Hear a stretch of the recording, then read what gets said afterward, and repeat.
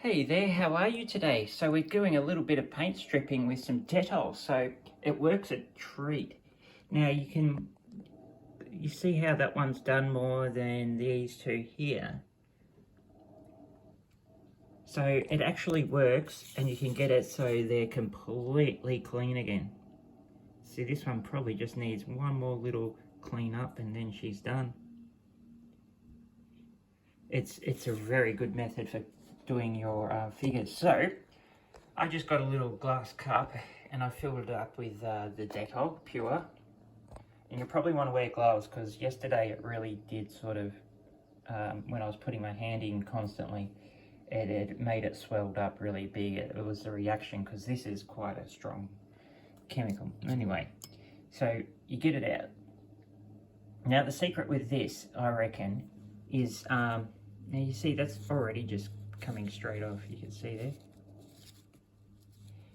So I've let that soak overnight, but you don't need to leave that soak that long. See how that's just coming straight off? Now the secret is don't clean it underwater. So I just get a brush and go nuts on it. So yeah, get your brush and clean all that paint off. Then don't clean up the paint in water. That'll just reset the paint. You can see here, that's where I made the mistake with this fella here. This one here. So I'll have to re-clean it. You see, it just sort of resets the paint if you put it underwater. So give it a good clean up and then put it back in the mix and then pull it back out, and all that paint that's left over will just come straight off. But you don't want the water on it because the water just sort of resets the paint straight away. So once you've completely cleaned it, then you can go put it in some dishwashing detergent, clean off all the Dettol, and then you're good as new.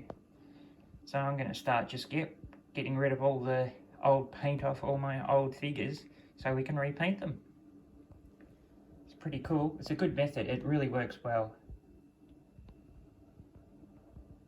I don't know how we'll do bigger things. You'd need a bigger container, I suppose, but yeah, it's working really well.